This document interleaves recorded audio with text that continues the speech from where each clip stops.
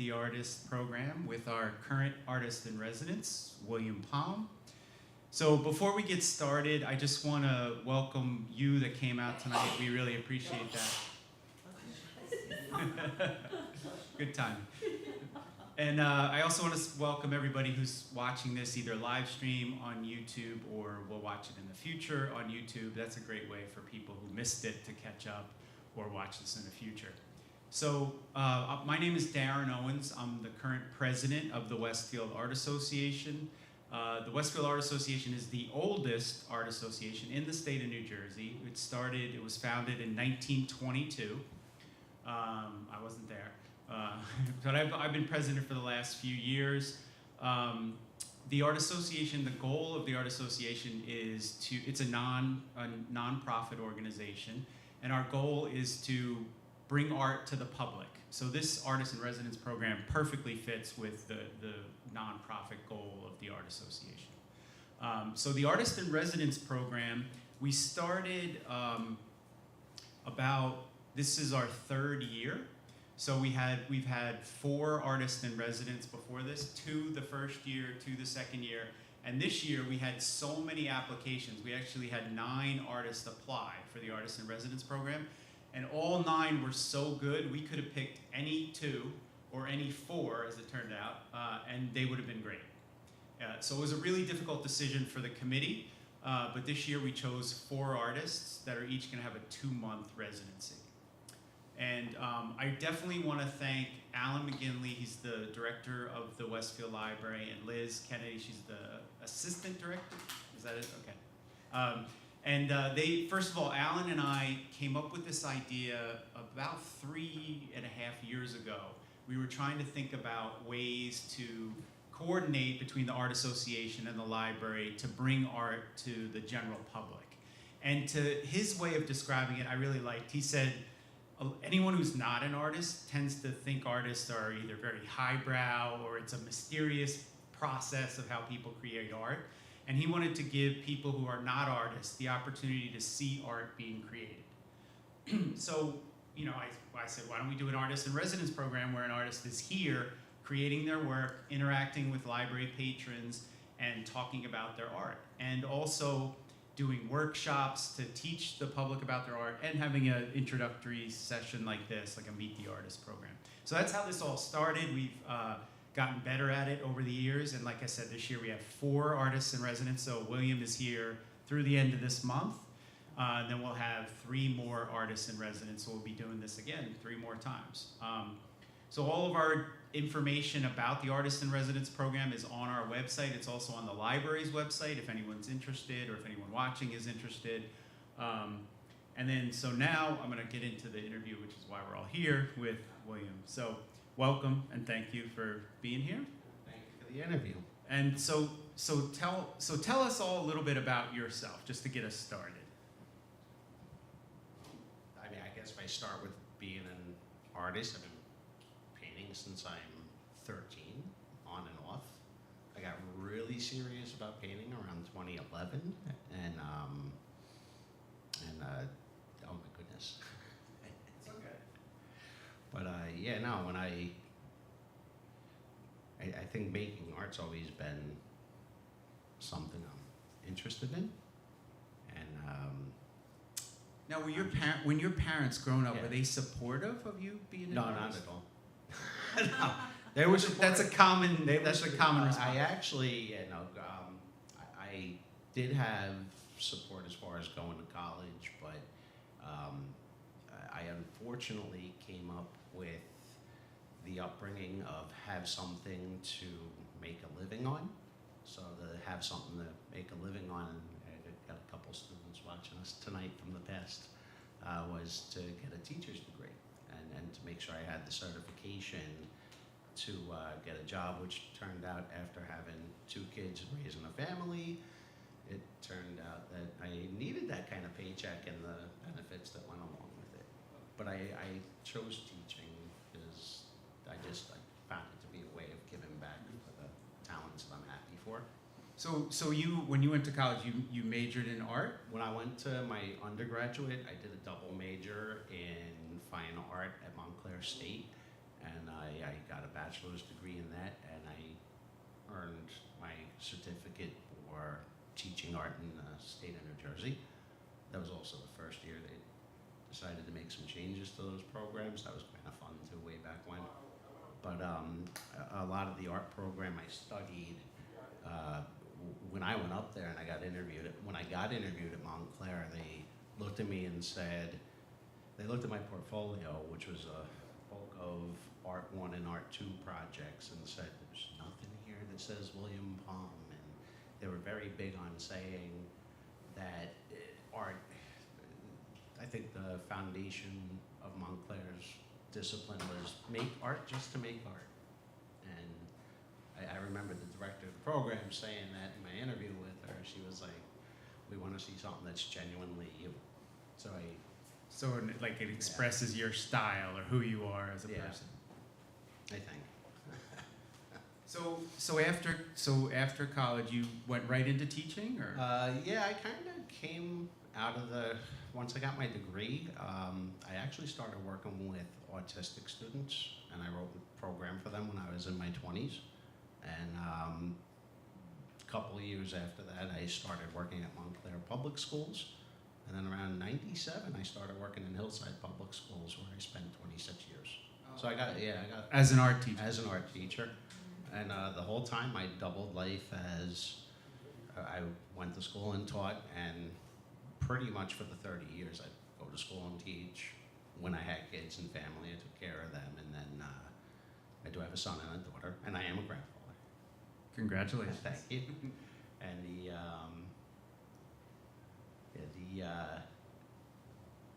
raising the family, I kind of worked around everything.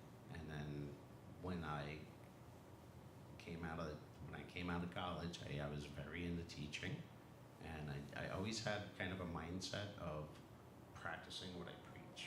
So teaching art, I felt, was just as important as exploring my skills as an artist. And I also considered it kind of like a payback, because for me, like I didn't come out of the womb. I had to learn how to draw and I had to learn how to paint. I didn't come out with a talent that I didn't learn through practice and dedicated study. So you think you learned a lot of your skills more on your own than at college? First, Yeah. I probably learned the most when I did my master's degree, because around 2007 I went for a master's degree in representational drawing and painting, and that was an online program at the Academy of Art University in San Francisco, and at the time they were one of the few programs that were 100% online. And I transitioned, because I started painting with acrylics and I started watercolors in my 20s, and then I started painting oils around 2007. And the program looked and said switch to oils when I showed them my portfolio was all acrylic work. Right. So when you do, I'm really interested in this, how you learn in an online class. Like, Oh my God. Is it a challenge? Is it a different way? It was 10 times harder than going to a studio class. Everything was recorded on a photograph, and after just a good one-on-one conversation with one of the instructors there, they said when they graded the work, they graded it based on the photograph, and they would superimpose your reference with your painting to see how accurate you were. And that, oh my God, I learned real That's quick. terrifying. Yeah, I had a couple of pieces where it was a C, and I looked at it and went, what? And I reshot the photograph, re-edited it, and I said, this is what the painting looks like. I said, I think the colors are a little off on this, and the value. They're like, oh, edit your photographs before you send them in. So, but yeah, no, that was a very intense program. Though it was an average paint. Most of the classes you were doing 5 or 6 projects a week, constantly. Oh wow, So, that's yeah, a lot. it was pretty intense. And so you were doing that in addition to I was teaching. doing it in addition to teaching. Oh. I had plenty of nights in those years where I You was didn't up sleep. till 2 or 3 in the morning, took a nap, and then I would get up at 5 to bring my kids to school. That's dedication. Yeah, no. So you just said something before that I want you to like explain to people, because you're a representational artist. I think is that okay to describe you that way? Yeah, that's a good description. So just tell people what that means, as opposed to say abstract or expressionism or whatever. Representational is basically creating art inspired by the visual cues we get every day. So, like when I approach a painting, 90% of the time, it either starts as some sort of memory, and I look for things that trigger the memory or thought, and I look for subjects that really kind of.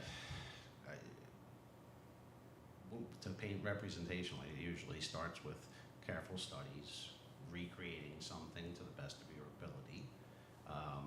If you're a true realist, accuracy counts. I've got it's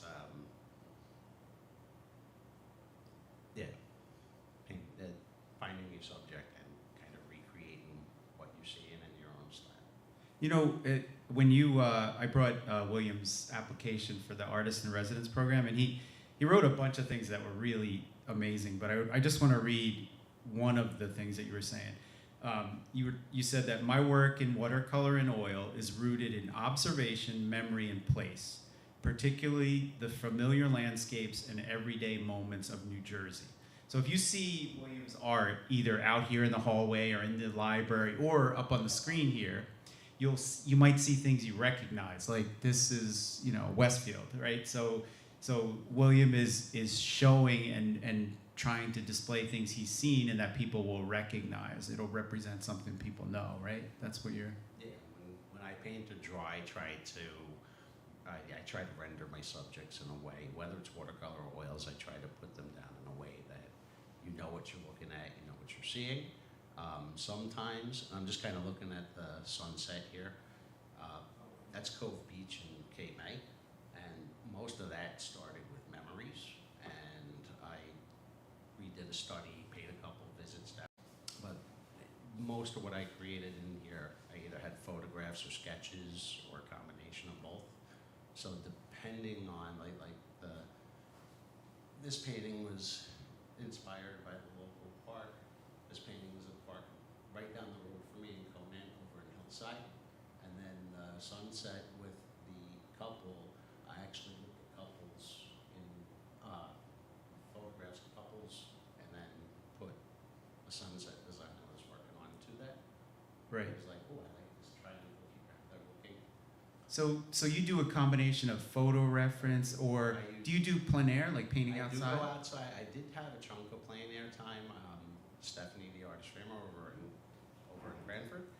I started plein air painting, and that was around 2008 or 9, I think. So for those of you who may not know what that means, painting Painting outside. in plein air means out, well, French, out in the plein air or outside, yeah. Out in the field. And it's an incredible challenge compared to painting in a studio, because you have the elements changing. It could rain, it could be windy, people talk to you, your easel could fall down, like. Yeah, there could be a lot. My biggest distractions was always having conversations with people, and I would always stop and talk to somebody, and then the light would show. You also have to race the light when you're painting outside, because the light shifts every half hour to 45 minutes. You have different color reflecting off of your subjects from the sun or whatever weather's out that day. So yeah, I remember one time I was at the Cranford Paint Out, and I loved some clouds, and they blew away as fast as they blew in. So I had to get them down like in minutes. I think painting something like that where you're working quickly, when you're working quickly, just getting your impression down, it doesn't leave you a lot of time to overthink about your subject. It's kind of like almost like you're the human camera to capture it, and then the impression you put down is how you see the scene, and you're conveying it to the viewer. Right, so instead of being a camera and doing a literal representation, you're giving it your impression. Yeah, there's going to be a little play in it. Yeah, that makes sense. Yeah.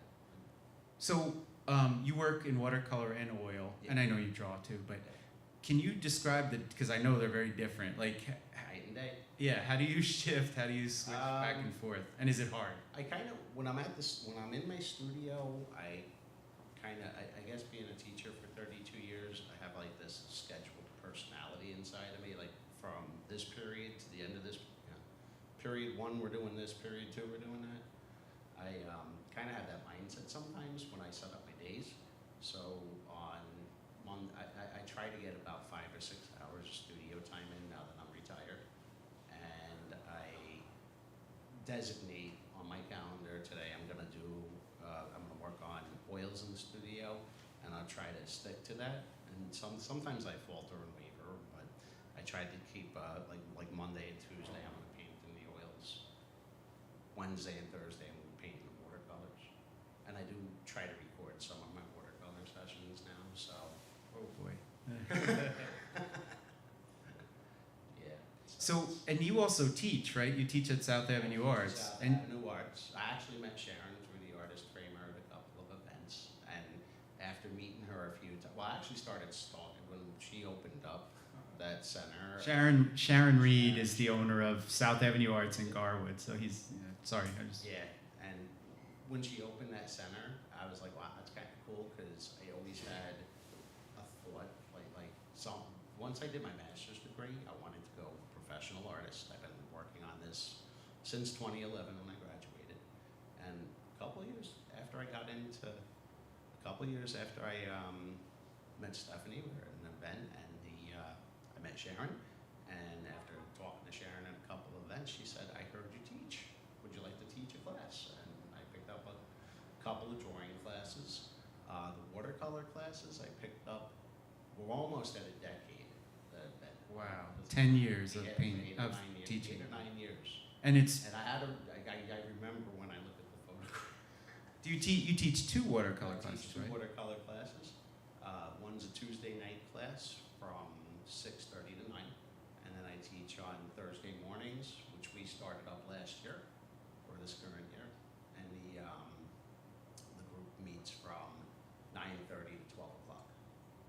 Now, being a teacher and a working practicing artist, what's like, they're both rewarding, I'm sure.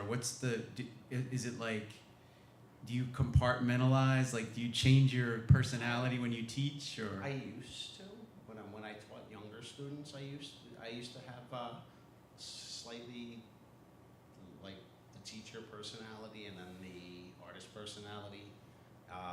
After I got my master's degree, I started kind of letting both of them merge together a little bit, and I always developed the style. Like when I'm working with a person, I know when I do my classes, I often get asked, are you going to paint something and we're going to follow along? And I said, only if you absolutely need me to, because I try to incorporate, I think public school education has this philosophy, or they like this philosophy, where you kind of guide a creative mind to be creative and to make choices and decisions.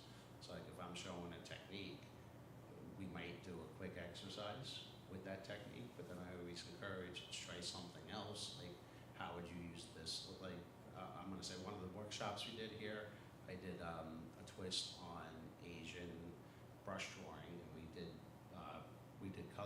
color dropping with children who are from 3rd grade to 3rd to 5th grade. And in that workshop, I was showing them how to draw and be direct with a paintbrush, get the best creation you can on there, work through mistakes, because you can't fix them, there's no eraser. Right. And how to make the best piece you can make, inspired by other artwork and references. So we were looking at, this was going somewhere and I completely lost it. No. This is great, because I was headed there anyway. Yeah, so the workshops. In the workshops, and that's a lesson I like to do when I teach beginners how to paint, because it's all about brush control. It's all about what can the brush do, what kind of marks does it make, and how can this translate, especially with watercolors, because it's so very direct. Like you put it down and something happens. And oils, you kind of have to push around a little bit more. Like I love the blendability and the life of oils, but the immediacy of watercolor is just sometimes Yeah, Yeah. watercolor is That's- terrifying that's for me. pretty good. And it's really, yeah, you got to learn how to play with the water. And that's kind of what we do in the beginning lessons. I do have students. Matter of fact, I have students. Our class is still labeled beginner, and I have students who are with me from the time we started. For 10 years. Yeah, we got about 6 or 7 years of classes, and we're still beginners. So yeah, we might change that. Although all artists, we're still learning. We're Yeah, all beginners. I try to learn. I try to learn something different. It's yeah, even when you think that you're not going to learn something, like I try to approach every project like a learning experience. Yeah, that's great. Yeah. So I'll get back to that. I want to. So the artist in residence program has some requirements, and you have to teach 2 workshops to the public, and they're open to the general public, and they're free. Most artists pick a children's program and an adult program. I don't remember which I you do did. adults and children. Okay, so he did this, yeah, the same thing. So I was gonna say, also, the artist in residence, there's a table when you first walk in the library, and that's where William does his art a couple times a week, usually for a few hours, and meets patrons. So tell us a little bit about, you told us about the children's workshop. Tell us how the workshops went, and then tell us a little bit about how your time sitting up front has gone. Well, the workshop went really fast. That was like that time just like disappeared in a moment. But Now, did you get a full class? I had full sessions. Okay. I'm looking at Liz. Sorry. Yeah, I've got, when I saw the group of kids, it was like 8 kids came to this. I think I had 8 or 9 students there, and it was like I set up for 12, and I'm like, wait a minute. Oh, the adults, we have 12 students, and I think with the younger groups, just to make it more personable, we had a smaller group for them. But with the adults, I did like an introductory scene where we were painting a beachscape.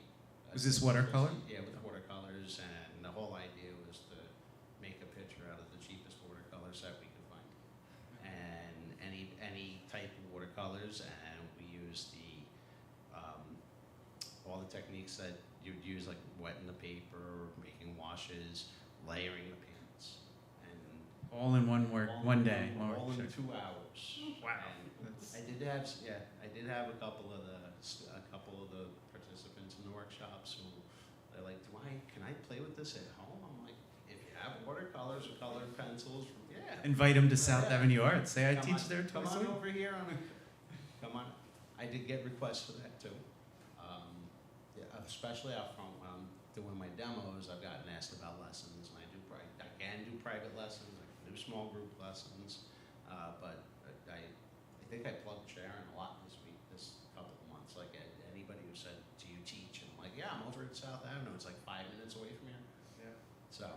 And that's interesting. So you do, like, you'll go to like say a community place and do like sessions, workshops, and teaching sessions. I do a lot more of that. Yeah. I do a lot of the teaching at South Avenue right now, but I should do some more workshops. Sorry, talking to our But marketing coordinator. Yeah, I did talk to Liz. I did mention to Liz that the workshops are a lot of fun, and yeah, I could see doing some more in the future. Definitely. And so so then transition into when you're sitting at that table, you go what? Which days you usually I go on. I've been trying to come on Mondays from 2:30 to 4:30, and on Thursdays, right after the morning painting class, I shoot over here. And I try to get over here early. I have it scheduled for 1:30 to 3:30, but I noticed that the local schools bring the kids in for library day. And I just got a kick out of that because I started my career teaching kindergarten to 4th grade. And Wow. yeah. And when they came And in, have you? the look of amazement when they're like, "There's an artist here." I'm like, "Yeah, I'm an artist." Oh, that's great. That's great. So And has it been like really rewarding to be every artist? So William's now our It's- 5th artist in residence. They love, like Kelly was one of our I- artists, right? They love being out there meeting people. Right? I look forward to these sessions, and it's like it's rejuvenating. I get a combination of just people who want to see what you're doing, or the magic of kids is just phenomenal because they come in and they're like, "Oh my God, that's so beautiful! I love it. I want to do it for rest of my life? And I'm like, you can if you want to. Yeah, that's great. That's the purpose of this program, is to like make art accessible and enjoyable, which is what it's supposed to be. And do people now, because all your work is out here on this wall in the hallway, are people coming here too to see it when they come say hello? If I point to the hallway and say I have an art show over there, because when the paintings are up in that main gallery area up front, that some of them got like some people mistakenly thought mine were there too. I know when we had the book sale for the library, half of the paintings ended up on the library floor, and Liz was awesome about putting them back out. And it's kind of like you walk in and here's some trains, and like it's like a stop at the train station, and then going to the shore and finding your way down to the shore. So it's kind of like got a nice little tie through, almost like a art arrow. Yeah, for all of you who are here tonight, if you haven't seen it, William's paintings are like, there's a little trail to get here, so you can go the reverse trail to go back. So the other thing I wanted to talk about, and this is in your application again, you say, I paint to slow down time. So you want to talk about that a little more, like trying to, because we were talking about it right when I came in. I asked William if it was okay if I read his application. But he said this amazing thing, like he wants to capture a moment or something that happens and get it on a canvas or a piece of paper. I think that was just something that I think that's two things that come back to. Water. Water always tends to appear in my scenes, and capturing a moment almost with the same mindset of a photographer. So like when I was doing the train in the middle on the right of the poster, that's I call that Cranford 46, and that's inspired by just a lot of historic photographs, a lot of studies of the engine, and a lot of studies of what would it look like in 1946. And I wanted to really bring that moment to life and say that it's here now. Same thing right with this bridge here. I wanted that to, in all the pictures really, it's just like the Virginia Beach picture in the upper middle piece. The whole point of view from there is like you were standing on the fishing pier. For anyone who knows about the fishing pier in Virginia Beach, looking down in the middle of a hot day and just enjoying the summer. But I like you could feel the warmth of the beach and the water there. And when I was younger, sometimes when I first started painting with the oils, there were moments where I would try to edit scenes, because I have some paintings where the locations were polluted and nasty, and in painting you could edit that back and refine that and show the beauty of it instead. Now, I mean, unless you want to show the polluted jungle as Yeah.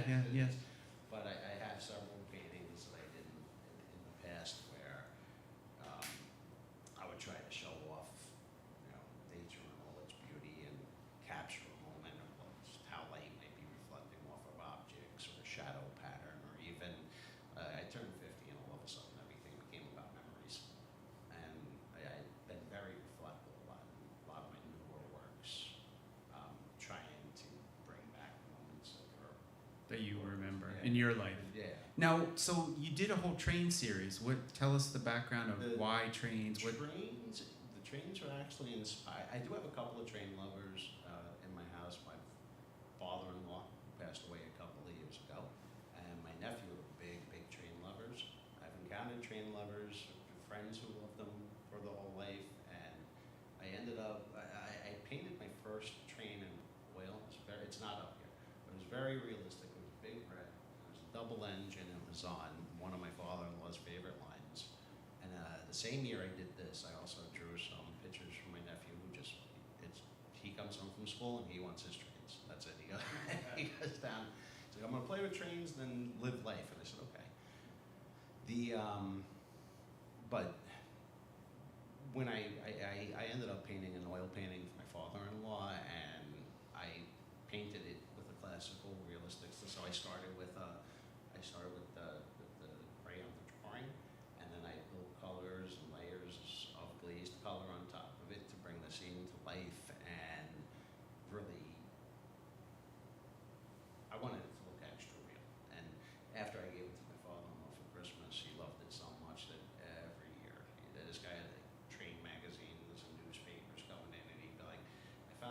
paint show and look at this artist's work. This is something you could do, and it's got a very popular following. Yeah, there's a lot of Yeah, people who are there's people train that- enthusiasts. They love yeah. them. Yeah, it's like sports. They'll pay. Like I want my trains. So, but yeah, when Now, do you think of him when you paint trains, or when you see your work with the trains? fistful, anything that has a Jersey Central on it right now was one of his favorite lines. He grew up watching the Elizabeth line going through when in the 50s. So he just loved the Jersey Central rail line. I used to think that I thought the Pennsy rail line was his favorite. It was the actual like the New Jersey Central, or I'm sorry, the Central Railroad in New Jersey. Now, have you learned a lot about trains in general? When I do any of my subjects, I do like to have a background study on them. So I've looked at the engineering of trains. I've looked at technical specs. I try to know. If you ask me for something off the top of my head, I'll probably freeze out of. Oh no! It's just I find like the one on the left, because just the perspective to show how big, because trains are huge, right? Yeah, But painting it from the bottom like makes it look even more massive. Yeah, I started drawing perspective in high school, and I loved it, and it appears in my work a lot. Yeah. And that started off with an X, a vanishing point, a horizon line, and a couple of guidelines get the train going. But that's the Blue Comet, which is off the New Jersey line, and that historically was the line that took people on vacation down to the shore. Oh wow! When I was playing A while ago. a while ago. Yeah, this was they stopped running they ran from the 40s, 30s into the 50s. Oh wow! I like double checking my dates when I do that. But yeah, but that was how, if we were going on vacation, we'd be hopping on the big blue train. They would come from Elizabeth, pull people down to Wow. Atlantic City and Cape May. Wow. Yeah. So, like in your career of art, what's like a moment where you were just happy you've done this your whole life? Like something, or is there many? Like, can you pick any one thing? Or I think the one thing is when I see somebody, I think everything comes together as the educator and the artist who educates. And I think the things that always are important to me when I realize the impact that understanding how to create and building on your own creation, knowing that like my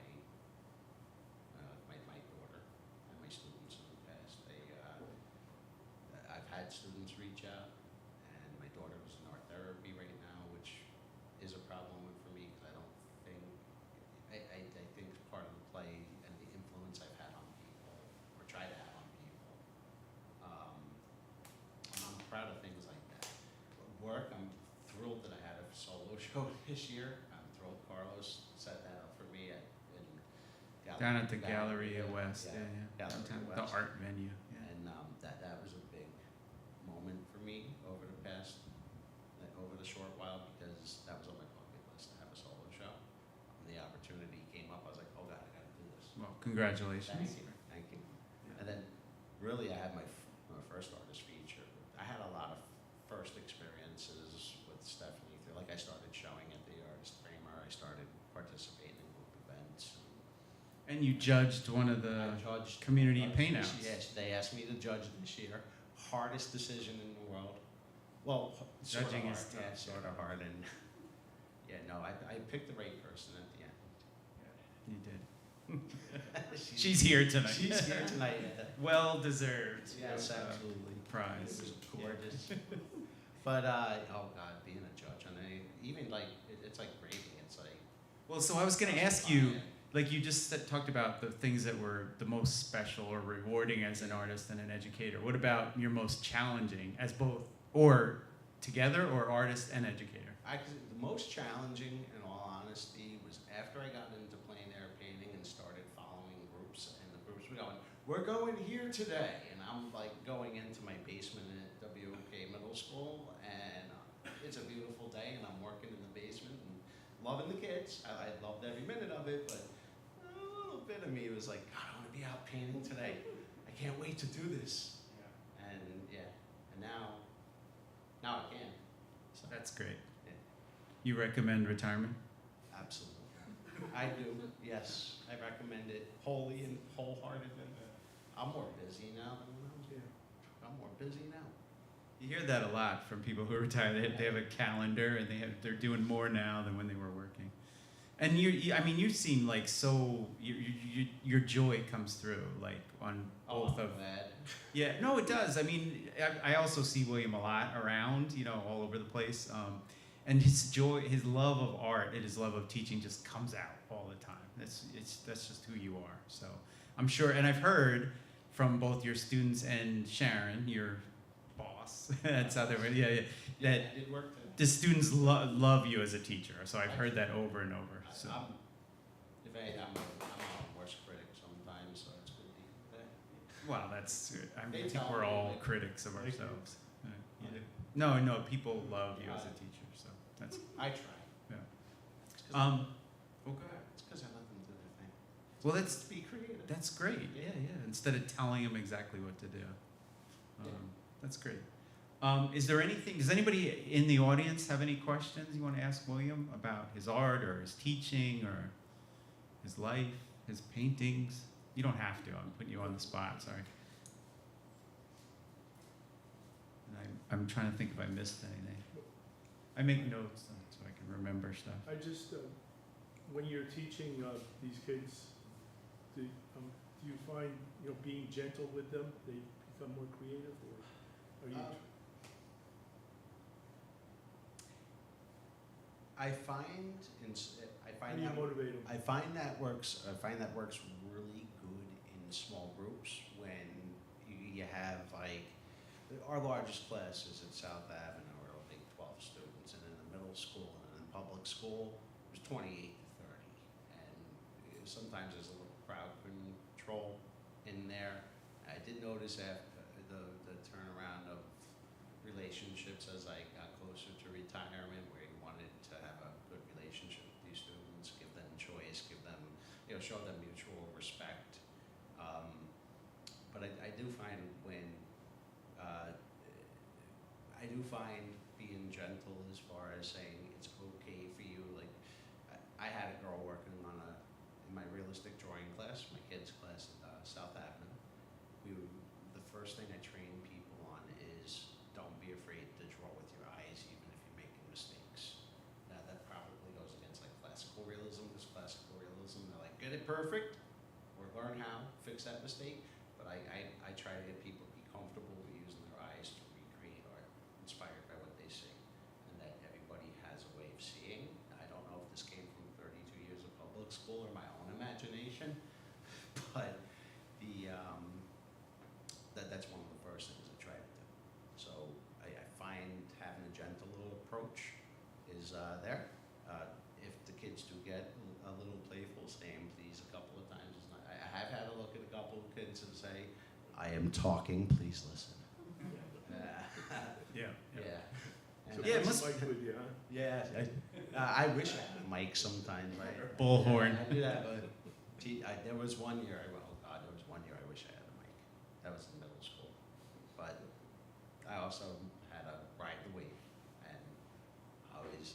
It must have been hard because in a class that big, you're gonna have kids who are really into art and want to do it, and then you have kids that have no interest and just want to Yeah, goof off, right? that's one of the, like, I love teaching in an art center now. I think I evolved.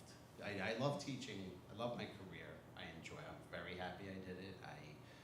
I get more happy when I hear back from students who say, like a couple of years ago out of the blue, I got a phone call. I got a message on a phone call. I got a message through Instagram, and I started text messaging an old student, and her name is Damaris, and she was doing a senior show she was graduating from King, and she decided to be an artist, and told me that she called me up to invite me and to thank me, because she said that she had a demonstration painting. It was one of those brush drawings that I did with the workshop. Oh, that's cool. And yeah, I've been teaching that. That's a trick that I've been teaching for a while.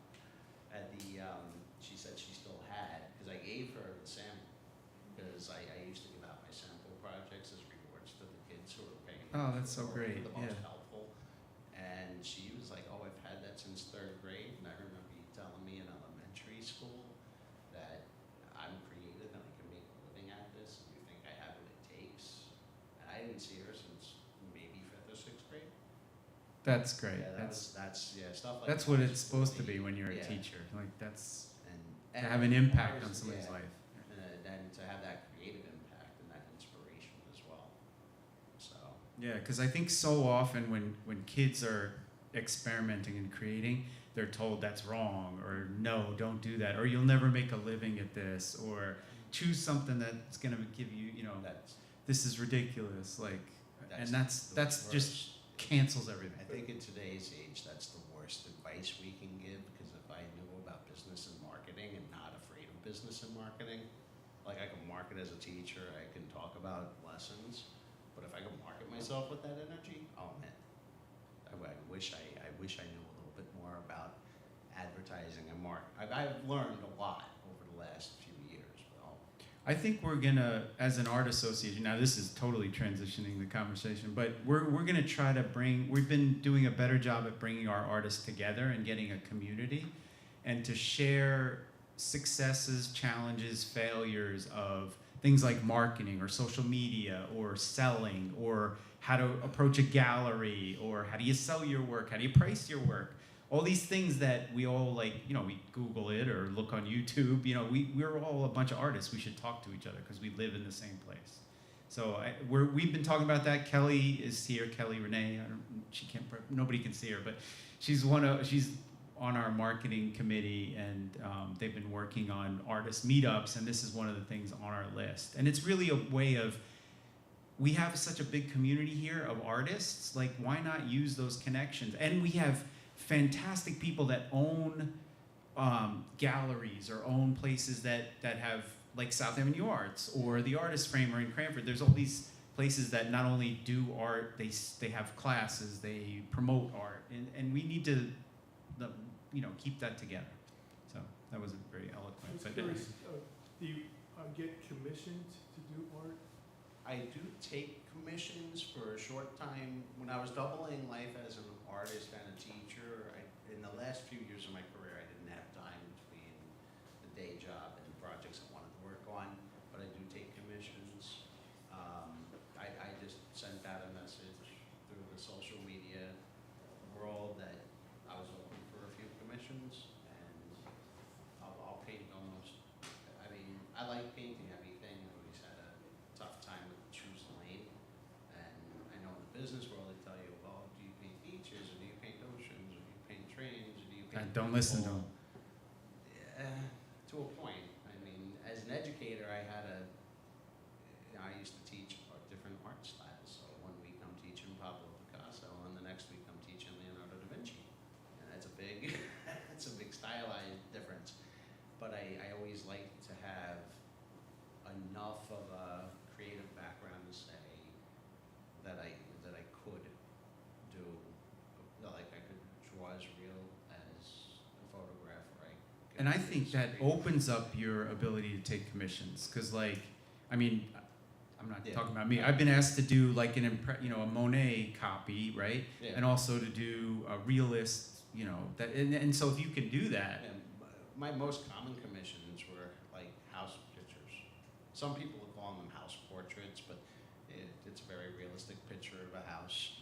I've done portrait commissions in watercolor and in oil, and I just recently started promoting the commission and a little bit more, like since Christmas time. Dangerous, not dangerous. I had a unexpected, I commissioned a high school student that he had art and he was really good at it, and I had a project that I wanted to do, and but my project was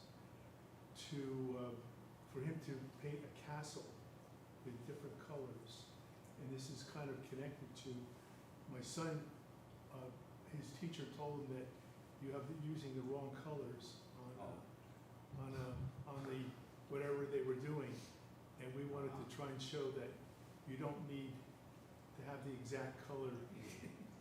But so I tried to explain what I wanted, but it was, I didn't have a picture or anything, and so what he created didn't hit where I was going for. Yeah, when I do a commission, I try to keep my client in the loop. Like the last commission I did was for a friend from high school, and she wanted me to do a portrait. It was a 12 by 16 portrait. There were 5 faces in it, and she gave me the photograph she wanted of it, and I told her, I said, I'm going to show you a lot of sketches. Just tell me I'm hitting the nail on the head, because the references she gave me were like from old disc cameras from the 80s. Oh, and God, yeah. They were different light sources. So I always, when I take a commission, I always start with a sketch. I'm like, do you like the sketch? Does it look like it? And they better pay you like it. to do the sketch. Yeah, and sometimes, depending on what the potential commission is, I'll get the sketch started as like, okay, you didn't pay me yet, but here's the idea in case you are changing your mind. And even if they change their mind, then I don't. That's on that. right. But sometimes it's easier for me to explain with the picture, but I'll draw concept sketches, get the idea down before I even think about painting. And matter of fact, I was working on a portrait of my granddaughter, just as a sample of my own commission for my son was like, oh God, when are you gonna paint me?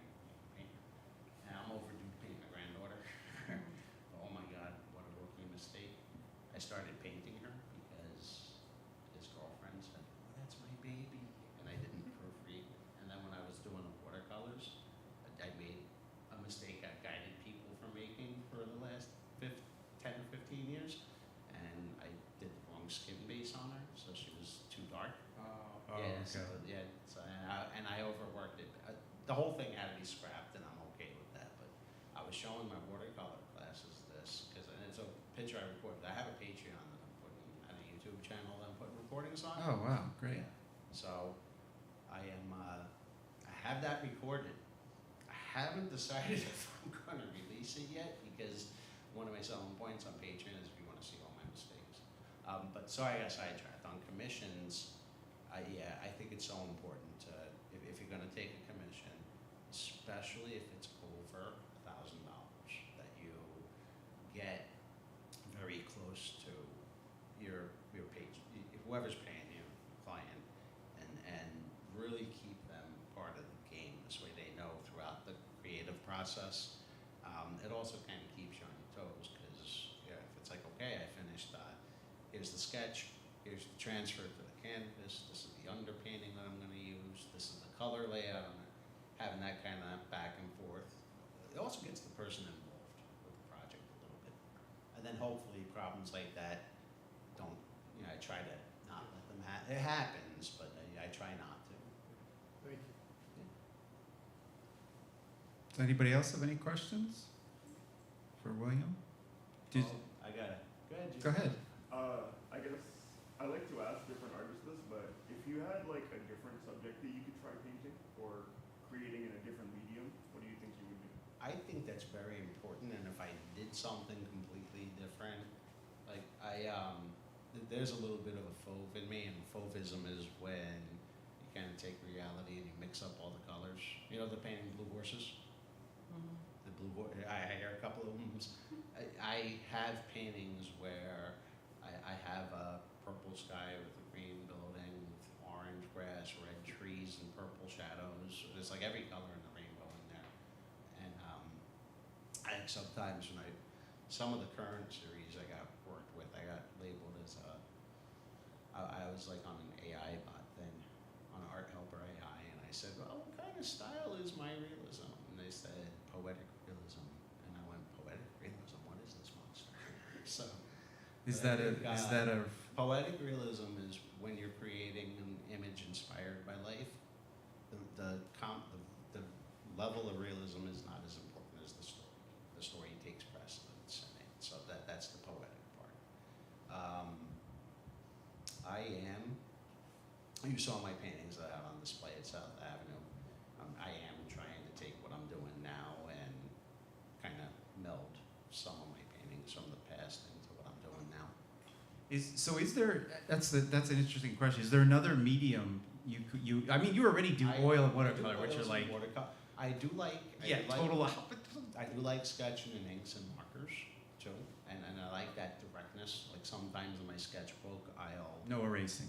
I'll try to do something with no erasing. And you know, one of my favorite drawings is I did a kids love this because I have postcards here, and also all of them are now at the elementary school. But I had a drawing of a ballerina I did. Now this took me 3 times, but I did it all with a ballpoint pen because sometimes I just love that immediacy. It makes you focus, and it makes you kind of say, okay, I made a mistake here. How am I going to fix it? And the one ballerina I did, it's such a sharp perspective. And I remember seeing that. Oh my God! It's like a giant foot, and then the ballerina's way back here. It's such a great perspective. And that's no pencil sketching that. That was all white ballpoint pen. You got to go right for it. Just went right for it. And sometimes I like doing things like that. And It's like silver point. Have you ever tried silver I point? have not gotten to try silver point, but I did get a gift by my Santa Claus. My wife gave me one Christmas. A company named Da Vinci makes paintbrushes. Yep. They have a watercolor brush that they dipped in a product that was supposed to mimic silver point. Wow. Yeah. Wow. And So- the handle on the brush, you can do some line That work. is great. I haven't tried true silver point yet. Yeah, so silver point, for anybody who doesn't know what it is, like in the old days, like Michelangelo days, Leonardo, they had, it looked like a pencil, but it was silver, the metal, silver. And they would draw on a paper that had like gesso or something on it. And there's no erasing, like the silver line is going right onto the paper. And then over time, that silver tarnishes and the painting the drawing gets darker and darker. And you'll see these, like you can Google them, or they're at, the Met has some in their drawings department. And they're beautiful, but you can't it's change all- it. You can't erase anything. It's It's like etching, yeah, you yeah, can't. it's like etching. Or if you like doing scratch art. Right, scratch. Yeah, scratch, that's another one. Actually, that's how I started. When I was Oh, in wow. 7th grade, I scratch art animals. That's awesome. That's so cool. Because that's such an accessible thing for kids. Like you go to Michael's, not that I'm advertising Michael's, but they have scratch art. The kids, and one of the things we judge at the Holy Trinity, the Greek festival, one of the things is scratch art. It's so funny. That's one of the, I'm totally going. That used to be fun. That's okay. I'm okay if we go on a journey. Does anybody else have any questions? Kelly, sorry. You go next. Yeah. Okay. So when it comes like any like inspiring artists. Okay. So when it comes like whatever medium that they want to do, how do you go? Okay. So how do you like encourage them to like find their own voice or what they want to do in terms of said medium? In terms of like painting, coloring, anything like that. Well, I think when you find your own medium, that just comes from trial and error. And when I set up series, like when I used to teach, when I taught you back in middle school, one thing I would try to do is expose to as many different materials as possible. I would also try to encourage choice, like here's where everything is. This is what you can use. As long as you clean it up, we can take it out, you set it up, and we clean it up in 40. That was my only rule. You clean it up and put it away when we're done, reset your area for the next group. Sometimes I would set my room up with centers to try to encourage that. But if somebody's trying to find an own media, I say experimentation is best. And sometimes trying something new or trying something old kind of puts a nice twist on things. Like when I started my when I started my bachelor's degree, I did a lot of colored pencil work too. And I was bent on trying to make my colored pencil paintings, even though they were grainy as heck when I drew. Learned pressure control and layering very shortly after that. But I think just when I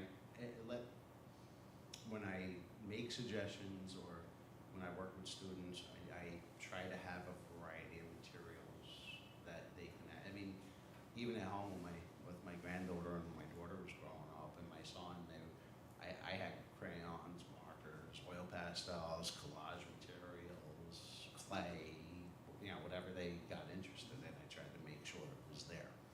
So I think in classes I always tried to have some sort of choice, unless we were developing a skill. If we were doing like how to shade an eye, this is the pencil lesson, this is the skill, and then let's see what we can do with this with different material. Right. So then the other part, I think the other part of your question was like, how do you develop your own style, right? Like, is that what you were trying to? Well, yeah, basically, basically like the style, or so like what kind of occupation, like what kind of occupation like you could like go towards said style, or so, like after discovering it, like where you And can then go with it. If I was given that advice out, I would say that kind of I think that finds you a little bit. I think as artists, there's things that we just truly love to do, whether it's figure painting or portrait painting or painting scenes or painting flowers or creating macrame, whatever that is. I think the style almost finds you because there's a certain joy when you're working on a series that I think when all the planets align and the light shines in real nice, I think that just kind of comes out at you. And that one's a tough one to give a direct answer because. But I think it's also, I don't mean to jump on No. but there's a lot of artists in the room today. Like, we'll have shows, the Art Association, and let's say we don't go this narrow, but say it was flowers was the theme, right? And we all paint flowers. Like, I'll know Hedda's painting, and I'll know Gail's painting, and I'll know William's painting without even seeing a signature, just because you know what they paint like. And so their style comes across, even if they're just picking flowers or whatever. And it could be oil, it could be watercolor, it could be acrylic, it could be anything, but you can see the style. So I think you're right. Like, it comes out the more you do it. When you find your medium, it just comes out of you. I think you kind of you almost got like a fingerprint. Your art. Right. Yeah, that's a perfect way of There's describing almost, it. your art can almost fingerprint you, and it's the same thing as this. When I look at people's work and I'm like, that's that one. That's that. Yeah. I like to have that test to make sure I'm right too, because then I'll look at the name and be like, okay, yeah, I'm right. Thank God. Yeah. But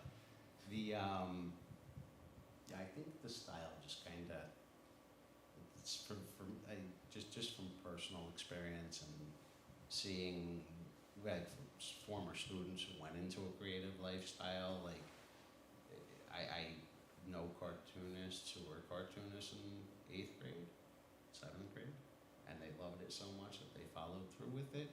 I know people who found it a little later in life and said, I think it's okay if I do this. I think that now is the greatest time because there's probably a lot more opportunity with the way the world operates right now for young artists to get out there and develop their style, Right. to show it off, and to just kind of let it come to you a little bit. And I think that's a trial and error thing, I think. And you'll know because you'll feel it in your body and you'll feel it in your soul. It'll hit you like it's that important. All right. Kelly, you had a question. Yes, you mentioned you had a studio, and I wondered, did you always have a studio, and did your art change once you got a studio? We lived in Avenel for a decade, and when I was in Avenel, we had a townhouse. And this is when I was studying at Academy of Art. My daughter was 3 when we got this? She's 22 now. Wow. I had a whole first floor of the townhouse was a rec room, and that was my working space there. That was beautiful. I loved it. And then we moved to Hillside, where we live with my in-laws right now. And the top floor of the house, when we first moved in, I had like a little section that I shared with my wife as a library, office, and art area. So when we first moved in a few years, we're almost at 6 or 7 years there now, my work shrank a little bit. I was working larger when I had the space to do it at home. And then I started painting smaller. And I also took an interest in plein air around that time. When we came up this way, I was starting to go outside a lot. So smaller, I was working 9x12s, 5x7s. I like 12x16 is like a go-to for me, even going outside. It's That is gigantic for plein air. outside, yeah, that is a big Right? Yeah, that is a big one. Yeah. It's, you could go quick. Like when I'm doing the watercolors, I like the 7x10, 5x7s is nice for, I just want to throw it in the box Yep. and go. Yeah. And I'll travel so much easier than oils. Oh yeah. Yeah. I got a special box for the oils too, but the, where was I going? I'm just looking at the work. This- My work Did your get work a little on the change? smaller now. Well, it definitely We changed had, size. We Yeah, heard. we had a full house for a while because we had my son, my daughter, myself, my wife living in our house. Had granddaughter and girlfriend living in the house for a little while too, and then when they moved out, their room became my studio at home, and I worked there. If I get a little on the largest, like I got a 48x60 canvas waiting for me at home. It barely fit in the car when we picked it up. My daughter was in the back squeezed and holding it up. Great.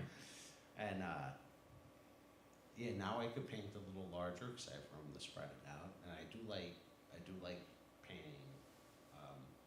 I do like painting 30x40. I do like painting 24x36. Makes a nice landscape.